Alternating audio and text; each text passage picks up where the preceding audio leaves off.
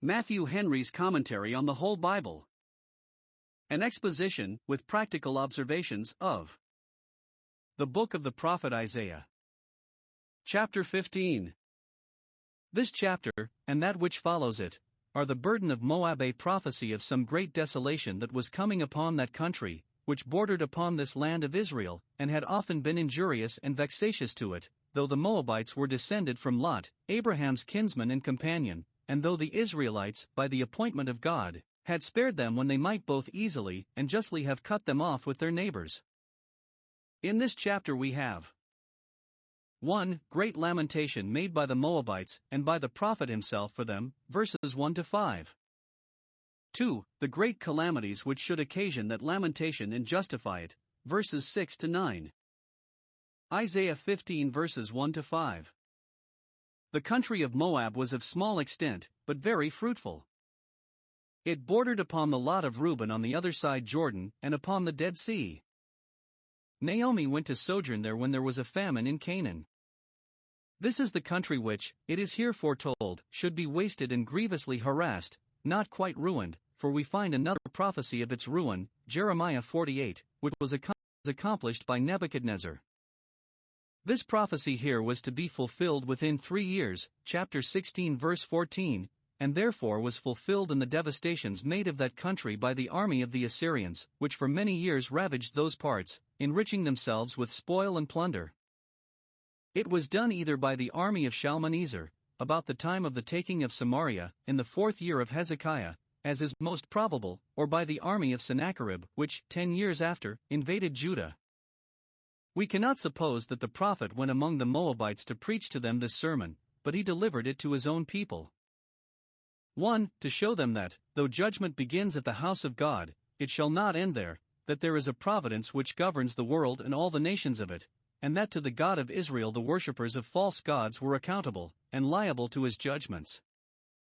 2. To give them a proof of God's care of them and jealousy for them, and to convince them that God was an enemy to their enemies, for such the Moabites had often been. 3. That the accomplishment of this prophecy now shortly, within 3 years, might be a confirmation of the prophet's mission and of the truth of all his other prophecies, and might encourage the faithful to depend upon them. Now concerning Moab it is here foretold. 1. That their chief city should be surprised and taken in a night by the enemy, probably because the inhabitants, as the men of Laish, indulged themselves in ease and luxury, and dwelt securely. Verse 1. Therefore there shall be great grief, because in the night Ar of Moab is laid waste, and Kir of Moab, the 2 principal cities of that kingdom. In the night that they were taken or sacked, Moab was cut off. The seizing of them laid the whole country open, and made all the wealth of it an easy prey to the victorious army. Note 1. Great changes and very dismal ones may be made in a very little time. Here are 2 cities lost in a night, though that is the time of quietness. Let us therefore lie down as those that know not what a night may bring forth. 2. As the country feeds the cities, so the cities protect the country, and neither can say to the other, I have no need of thee. 2. That the Moabites, being hereby put into the utmost consternation imaginable, should have recourse to their idols for relief, and pour out their tears before them. Verse 2. He, that is, Moab, especially the king of Moab, has gone up to Bajath, or rather to the house or temple of Chemosh, and Dibon, the inhabitants of Dibon, have gone up to the high places, where they worship their idols, there to make their complaints.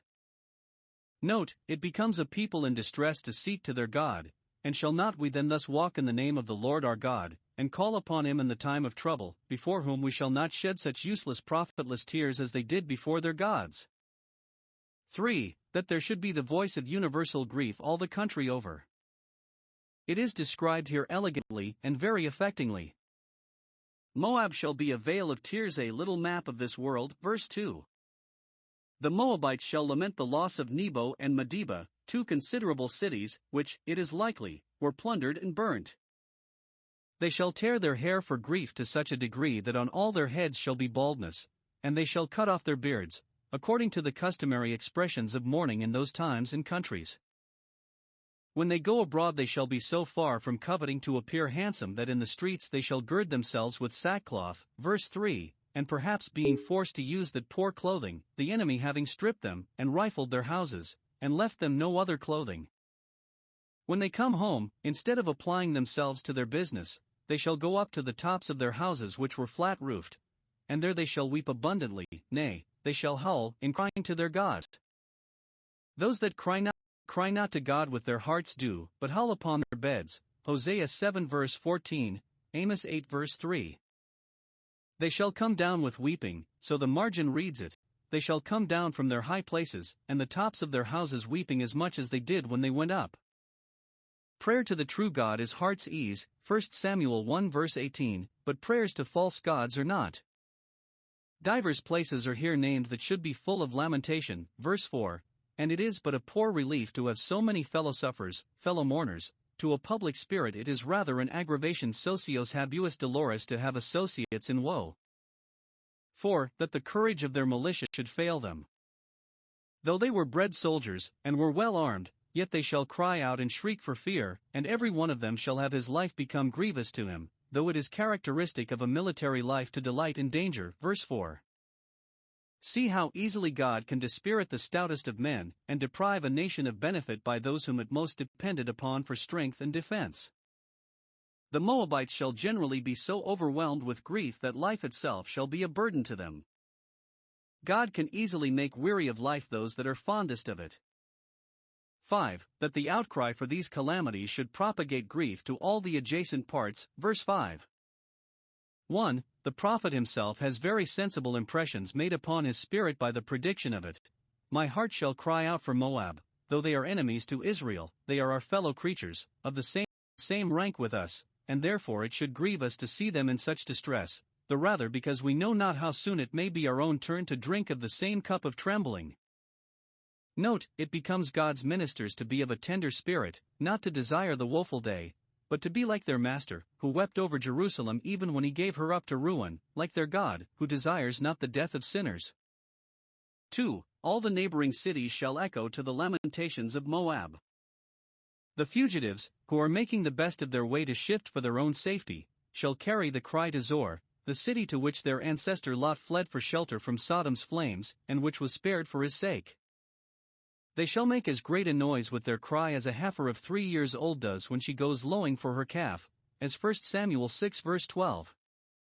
They shall go up the hill of Luhith, as David went up the ascent of Mount Olivet, many a weary step and all in tears, 2 Samuel 15 verse 30, and in the way of Horonaim, a dual termination, the way that leads to the two Beth-horons, the upper and the nether, which we read of, Joshua 16 verses 3 and 5. Thither the cry shall be carried, there it shall be raised, even at that great distance, a cry of destruction, that shall be the cry, like fire, fire. We are all undone. Grief is catching, so is fear, and justly, for trouble is spreading, and when it begins who knows where it will end. Isaiah 15 verses 6 to 9. Here the prophet further describes the woeful and piteous lamentations that should be heard throughout all the country of Moab when it should become a prey to the Assyrian army. By this time the cry has gone round about all the borders of Moab. Verse 8. Every corner of the country has received the alarm, and is in the utmost confusion upon it. It has reached to Aglaim, a city at one end of the country, and to Bir Elim, a city as far the other way. Where sin has been general, and all flesh have corrupted their way, what can be expected but a general desolation? 2 things are here spoken of as causes of this lamentation. 1. The waters of Nimrim are desolate, verse 6, that is, the country is plundered and impoverished, and all the wealth and substance of it swept away by the victorious army.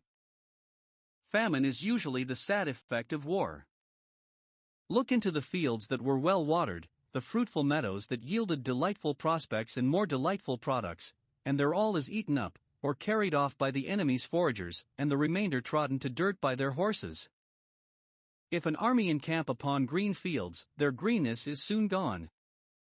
Look into the houses, and they are stripped too. Verse 7. The abundance of wealth that they had gotten with a great deal of art and industry, and that which they had laid up with a great deal of care and confidence, shall they carry away to the brook of the willows.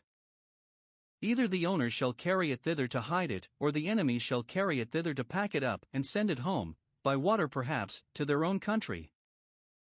Note 1. Those that are eager to get abundance of this world, and solicitous to lay up what they have gotten, little consider what may become of it, and in how short a time it may be all taken from them.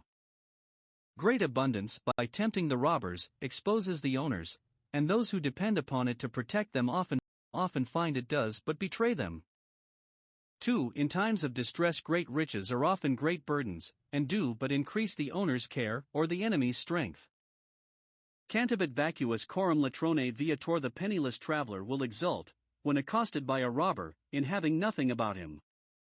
2. The waters of Dimon are turned into blood. Verse 9, that is, the inhabitants of the country are slain in great numbers, so that the waters adjoining to the cities, whether rivers or pools, are discolored with human gore, inhumanly shed like water. Dimon signifies bloody, the place shall answer to its name. Perhaps it was that place in the country of Moab where the waters seemed to the Moabites as blood, 2 Kings 3 verses 22 and 23, which occasioned their overthrow. But now, says God, I will bring more upon Dimon, more blood than was shed, or thought to be seen at that time. I will bring additions upon Dimon, so the word is, additional plagues. I have yet more judgments in reserve for them. For all this, God's anger is not turned away. When he judges he will overcome, and to the roll of curses shall be added many like words, Jeremiah 36 verse 32. See here what is the yet more evil to be brought upon Dimon, upon Moab, which is now to be made a land of blood. Some flee, and make their escape, others sit still, and are overlooked, and are as a remnant of the land, but upon both God will bring lions, beasts of prey, which are reckoned one of God's 4 judgments, Ezekiel 14 verse 21, and these shall glean up those that have escaped the sword of the enemy. Those that continue impenitent in sin, when they are preserved from one judgment, are but reserved for another.